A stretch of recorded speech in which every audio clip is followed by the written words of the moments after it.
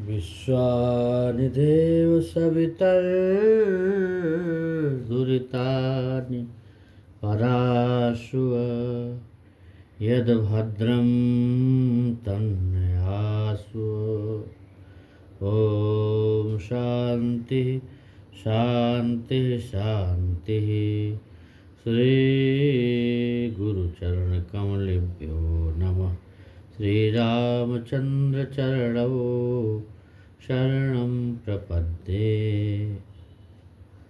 कुछ लोग रामचरितमानस के बारे में पूछते हैं, भागवत के बारे में, कि ये कब रचना हुई, कैसा हुई, इसका कुछ बताइए।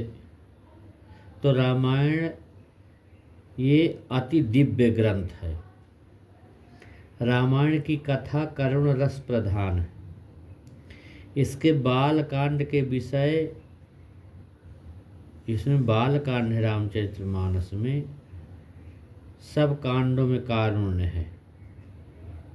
रामायण लिखने के बाद वाल्मीकि जी ने विचार किया कि इसमें मुख्यतः करुण रस है, इसलिए इसके उपरांत आनंद रामायण की रचना की जाए। इसमें शोकपूर्ण प्रसंगों का वर्णन उन्होंने नहीं किया। किसमें? जो आनंद रामायण है उसमें ये शोकपूर्ण प्रसंग का वर्णन नहीं आया है। भागवत की रचना गंगा के किनारे हुई है और रामायण की रचना तमसा के किनारे हुई है, तमसा नदी। रामायण आदि काव्य है और वाल्मीकि ऋषि आदि काव्य है। वाल्मीकि ऋषि आद्य कवि है, रामायण आदि काव्य है। वाल्मीकि ऋषि को कथा अर्थात राम नाम की दिव्य महिमा वाल्मीकि ऋषि ने श्री रामचंद्र जी से अपने मुख से कहा है कि तुम्हारे नाम की महिमा मैं जानता हूँ। मैं तो राम नाम का भी ठीक ठीक जप नहीं करता था, मरा मरा बोलता था, फिर भी नाम जप के प्रताप से मैं महर्षि हुआ, आदि कवि हुआ। राम नाम का जप करने से ही मुझे सिद्धि मिली है। दान देना सरल है, बहुत पुस्तक बांटना सरल है, अधिक तो क्या कहूँ, ध्यान धरना भी थोड़ा सरल है। कथा करनी सरल है, कथा करवानी भी सरल है, कथा सुनना भी सरल है, परंतु शांति से बैठकर प्रभु का नाम जप करना बहुत कठिन है। मनुष्य सब कुछ कर सकता है, परंतु शांति से बैठकर परमात्मा के नाम का जप बिल्कुल नहीं करता। मनुष्य को अनेक जन्मों से पाप की आदत है। मनुष्य पुण्य करता है और पाप भी चालू ही रखता है। बहुतों को पाप छोड़ने की इच्छा होती, परंतु छोड़ नहीं सकते। पाप छूटता नहीं। महाभारत में तो एक स्थान पर दुर्योधन ने कहा है कि मेरे अंदर कोई बैठा है, वही पाप कराता है। यह कौन है, इसकी मुझे खबर पड़ी ही नहीं। दुर्योधन क्या अधिक मूर्ख था? वह जानता था कि मैं पाप करता हूँ, मैं पांडवों के साथ बहुत अन्याय करता हूँ, फिर भी वह पाप छोड़ नहीं सकता।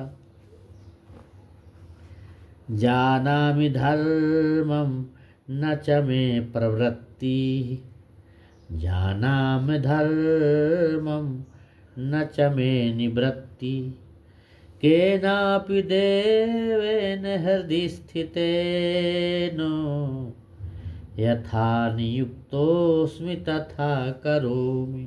दुर्योधन कहता है कि धर्म को मैं जानता हूँ, परंतु भैया धर्मानुकूल पवित्र जीवन व्यतीत करना मेरे लिए संभव नहीं है। मैं अधर्म को पहचानता हूँ, विद्वान था, परंतु मैं पाप छोड़ सकता नहीं। मेरे अंदर कोई बैठा है, वही सब करवाता है। भगवान पाप कराता है। महाभारत के टीकाकारों को इस श्लोक का अर्थ करने में बहुत कष्ट होता। मेरे अंदर कोई देव बैठा है, वह पाप पुण्य कराता है। इसी प्रकार दुर्योधन बोला है क्या उसका ऐसा अर्थ है कि परमात्मा पाप पुण्य कराता है? परमात्मा सत्कर्म कराते हैं, पुण्य कराते हैं, प्रभु पाप करवाते नहीं। मेरे हाथों से जो अच्छा काम हुआ वह प्रभु ने कराया और जो खराब काम हुआ वह मैंने किया। ऐसा सदा मानना चाहिए। परमात्मा कोई खराब काम करने की प्रेरणा देता ही नहीं। परमात्मा गलत किसी से करवाते नहीं। व्यक्ति अज्ञान बस ये सब करता है, क्योंकि परमात्मा आनंद स्वरूप है, करुणा का सागर है। उसके यहाँ दुख कहाँ है, पाप कहाँ है? उसके यहाँ तो सब सुकृति ही सुकृति है। टीकाकार ने इसका अर्थ किया है कि अंदर रहने वाला कोई देव पाप कराता है, अथवा मानव में आरूढ़ हुए अनेक जन्मों के संस्कार पाप कराते। पाप के संस्कार एक दो जन्म के नहीं हैं, बहु नाम जन्म नामन्ते, अनेक जन्मों के। पाप के संस्कार मनुष्य की इच्छा न होते हुए भी वो पाप कराते हैं। प्रभु के नाम का खूब जप करोगे तो पाप के संस्कार से छूट जाएंगे। जप बिना जीवन सुधरता नहीं। अतिशय जप किए बिना पाप की आदत छूटती नहीं। स्वभाव सुधारना बहुत कठिन है।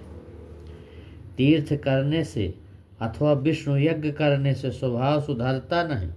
स्वभाव सुधरता है परमात्मा के ध्यान जप से। स्नान से शरीर की शुद्धि होती है, दान से धन की शुद्धि होती है, परमात्मा के ध्यान जप से मन की शुद्धि होती है। स्थानस्थो तननी शुद्ध था। ये ऐसा संसार के विषयों में भटकता मन जप करने से स्थित होता है, स्थिर हो जाता है। संसार के विषयों से बिगड़ा हुआ मन जप से शुद्ध होता है। मन को मलिनता चंचलता दूर करने के लिए नाम जप की बहुत आवश्यकता है। मन बिगड़ा है, संसार का चिंतन करने से बिगड़ा हुआ मन श्री राम के स्वरूप का चिंतन करे और श्री राम के नाम का स्मरण करे तो मन सुधरता है। जो मन प्रभु के नाम में सतत रहता है वह बिगड़ता नहीं है। जप बिना पाप और वासना नहीं छूटती। पुराने संस्कारों को नष्ट करने के साधन जो है केवल जप है। मन स्थिर होता नहीं, इसलिए मैं जप करता नहीं। यह अज्ञान है। जप करो भले ही मन दूसरी जगह भटके, सतत जप करोगे तो मन अवश्य स्थिर होगा। मन पानी की तरह है। पानी जिस तरह नीचे की तरफ बहता है उसी प्रकार मन भी संसार के विषयों में फंसकर और पतन के मार्ग में जाता है। यंत्र का संग मिलने पर जल ऊंचा चढ़ता है, उसी प्रकार मन को नाम जप का संग मिले तो ऊर्ध्वगामी बनता है, प्रभु के चरणों में पहुंचता है। निश्चय करो कि अब मुझे पुरुष बनना नहीं, स्त्री बनना नहीं, नया जन्म लेना नहीं, परमात्मा के चरणों में पहुंचना है। जन्म मरण के त्रास में से छूटने के लिए नित्य कम से कम 21,000 नाम जप नियम पूर्वक करो। पूरे दिन में मनुष्य के 21,600 श्वास आते जाते हैं। प्रत्येक श्वास पर भगवान का नाम लेने का अभ्यास करना चाहिए। राम नाम के जप से वाल्मीकि जी को परमात्मा श्री राम जी के साक्षात दर्शन हुए। पूर्वाश्रम में वाल्मीकि जी कुसंग से बिगड़ गए थे। ब्राह्मण होने पर भी ये अनेक जीवों की हिंसा करके कुटुंब का पालन पोषण करते थे। एक बार सप्तर्षि जंगल में जा रहे थे। वाल्मीकि की उनके ऊपर नज़र पड़ी। साथियों को आज्ञा दी कि इनको पकड़ो। सप्तर्षियों ने वाल्मीकि जी से कहा, भाई तुम ब्राह्मण हो, ऐसा पाप करता है तो ये ठीक नहीं है। वाल्मीकि जी ने कहा, पाप न करूं तो अपने कुटुंब का भरण पोषण किस प्रकार करूं? घर के लोग भूखे हैं, इसलिए पाप करके ही कुटुंब को खिलाता हूँ। सप्तर्षियों ने कहा, सुनो, हमारे पास जो कुछ है सब हम तुमको देने को तैयार हैं, पर एक बात है, तुमको लूटने की जरूरत नहीं, हम सब दे देंगे, परंतु एक बार घर जाकर पूछ आओ कि जो पाप मैं करता हूँ वो सब लोग भागीदार बनोगे, तैयार हो कि नहीं। वाल्मीकि जी ने कहा, महाराज मैं सबको खिलाता हूँ, इसलिए मेरे पापों से तो इनका भाग रहेगा ही। सप्तर्षियों ने कहा, तू पूछ तो सही, हम यहीं खड़े हैं, पूछ कर आना। वाल्मीकि जी घर गए, पत्नी से, माता से, पिता से, सबसे पूछा, मैं पाप से पैसा कमाकर तुमको खिलाता हूँ, इसलिए मेरे पाप में भागीदार हो ना। सबने मना ही कर दी, सब मना कर दी। पापम तवैव तत्सर्वम वयम तो कल भागिनः। पाप तो सब पाप करने वाले के ही माथे होता है, स्वयं का किया हुआ स्वयं को ही भोगना पड़ता है। साथियों, अरे सुख में सभी साथ देते हैं, सजा में कोई साथ देता नहीं, अंतकाल में जीव अकेला ही जाता है।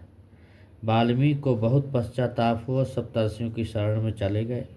सप्तर्षियों ने विचार किया कि इससे अब क्या कहा जाए, इसके लिए राम नाम का जप ही उत्तम है। तो ऋषियों ने वाल्मीकि से कहा कि तू राम नाम का जप कर भैया। वाल्मीकि ने पूछा, कब तक जप करना है, बताओ महाराज। ऋषियों ने कहा कि शरीर के ऊपर अगर दीमक प्रकट हो, अगर दीमक भी लग जाए तो तू जप करते रहना। वाल्मीकि जी राम नाम का जप करने बैठ गए, परंतु अतिशय पाप किया था, इससे राम नाम मुख से निकलता नहीं। इस जिह्वा से बहुत पाप हुआ, इस कारण से इस जीभ से नाम कैसे जप हो सकता है। अतिशय जप न हो तब तक जीवन सुधरता भी नहीं। परमात्मा प्रत्यक्ष दिखते नहीं, नाम जप से परमात्मा की भक्ति होती। परमात्मा के नाम जप जीभ करे तो जीभ सुधरे, परंतु जीभ से जप होता नहीं। जीभ टक टक बहुत करती है, व्यर्थ भाषण करती है, परंतु प्रभु का नाम जप करती नहीं। जप करने में इसे बोझ सा लगता है। मानव जीव से जप करता नहीं, पाप बहुत करता है। परमात्मा को अर्पण किए बिना कोई कुछ खाए तो उससे जीभ बिगड़ती है। परमात्मा को अर्पण किए बिना कोई पानी भी पीता है तो जीभ बिगड़ती है। जगत की निंदा करने से जीभ बिगड़ती है। वाल्मीकि ने पाप बहुत किया, इससे राम राम के अक्षर इनके मुख से निकलते नहीं। ये तो मरा मरा बोलते हैं, पर मरा मरा का जप करते करते वाल्मीकि जी उसमें अतिशय तन्मयता आ गई। शरीर के ऊपर दीमक प्रकट हुई। वाल्मीकि जी सतत जप करते रहे, पर भैया श्री राम नाम में ऐसी शक्ति है कि वह प्रारब्ध का नाश कर देती। वेदांत के ग्रंथों में ऐसा लिखा है कि ज्ञान प्राप्त हो जाए, परमात्मा का दर्शन हो जाए, तो भी ज्ञानी पुरुषों को प्रारब्ध को भोगना ही पड़ता है। प्रारब्धम बलवत्तरम खलविदाम भोगेन तत्सच्छयः सम्यक् ज्ञान हुतासनेन विलयः पराक् संचिंता चितागामिनाम। परमात्मा का दर्शन करने के बाद ज्ञानी को प्रारब्ध भोगना पड़ता है, उसके प्रारब्ध का विनाश होता नहीं।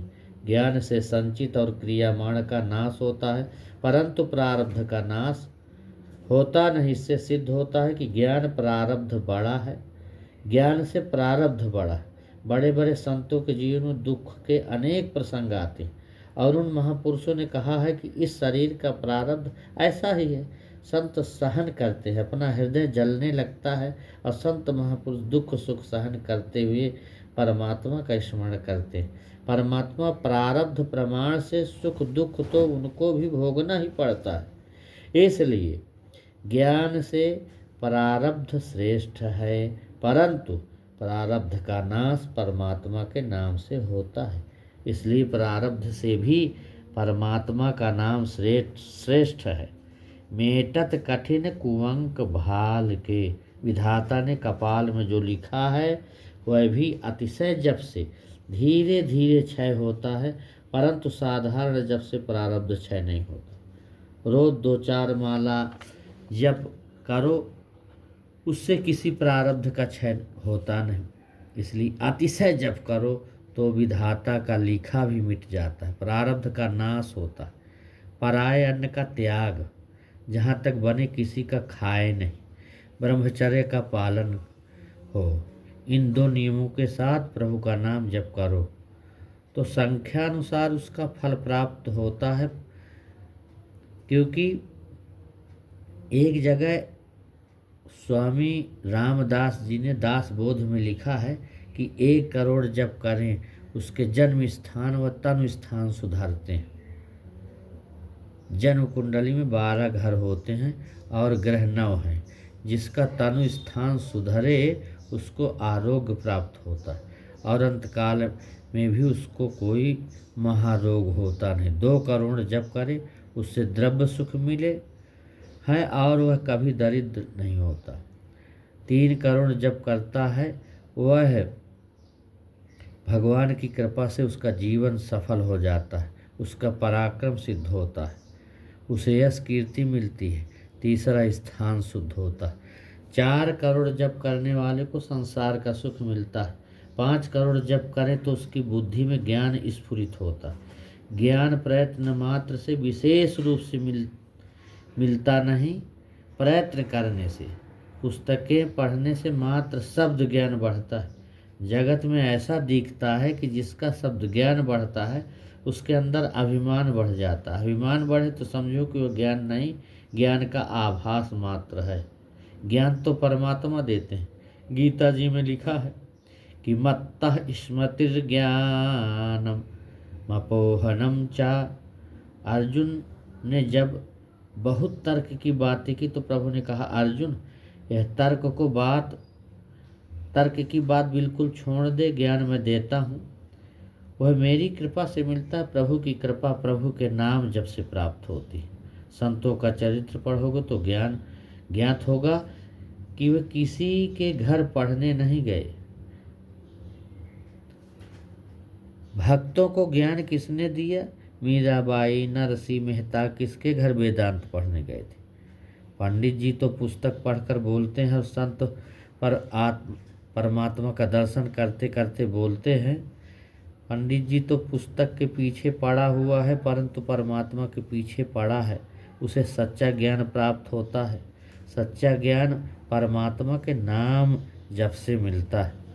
जिसने प्रभु नाम का 6 करोड़ जप किया है उसके अंदर के शत्रु धीरे धीरे मरते हैं। शत्रु बाहर कोई नहीं, शत्रु तो अंदर बैठा। मेरा शत्रु जगत में